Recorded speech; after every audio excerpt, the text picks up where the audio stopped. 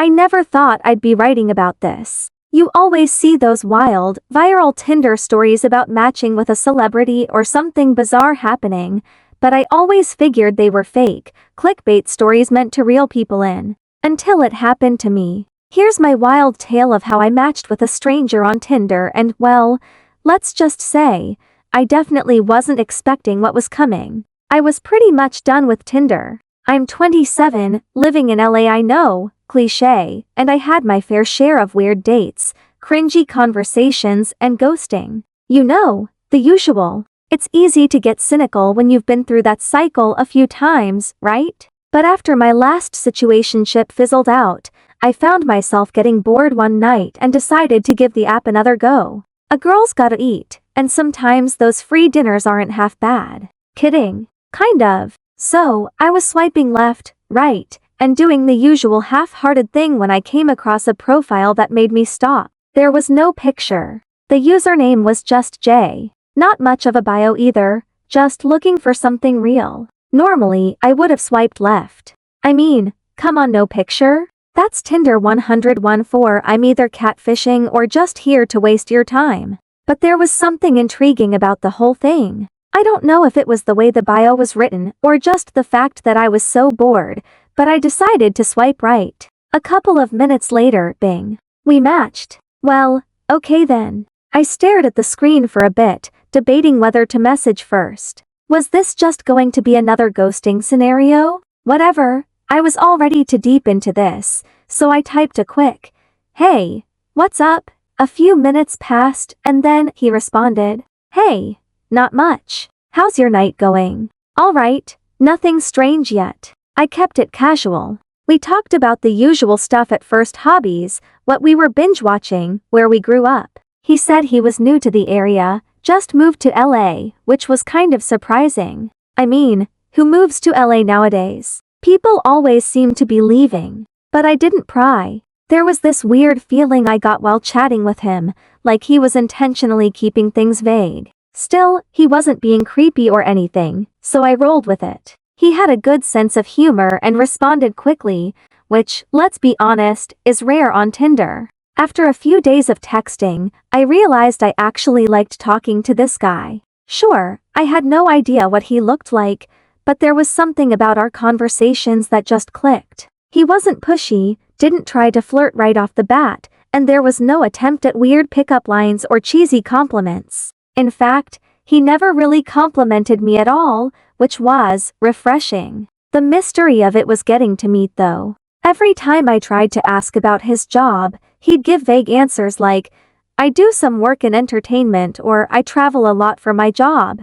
Again, red flags were flashing, but I couldn't shake the curiosity. Was he some sort of secret agent? A super rich tech guy? Or, more likely, a total catfish? Then, out of nowhere, he asked, "Want to meet up?"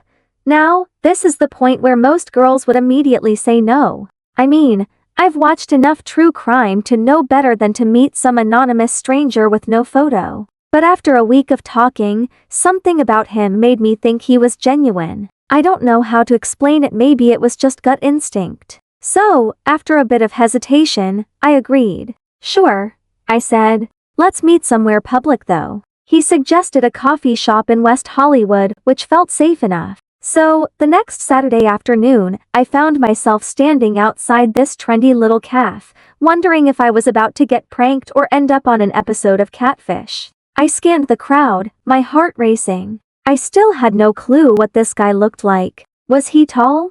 Short? Was he even showing up? A million thoughts were running through my mind when I got a text. "I'm here." I looked around again. My eyes scanned the tables outside, and that's when I saw him. Sitting at a corner table, sunglasses on, sipping a coffee. He looked familiar, like, really familiar, but I couldn't quite place him. I cautiously walked over, feeling my palms start to sweat. When I got close, he stood up, gave me a small smile, and said, "Hey, you must be Jenna." It took me all of 3 seconds to realize who was standing in front of me. Justin freaking Timberlake. I'm not exaggerating when I say I almost fainted. This wasn't just some guy in entertainment. This was Justin Timberlake, multi-platinum recording artist, actor, and all-around megastar. I froze for a second, completely dumbfounded. Holy shit!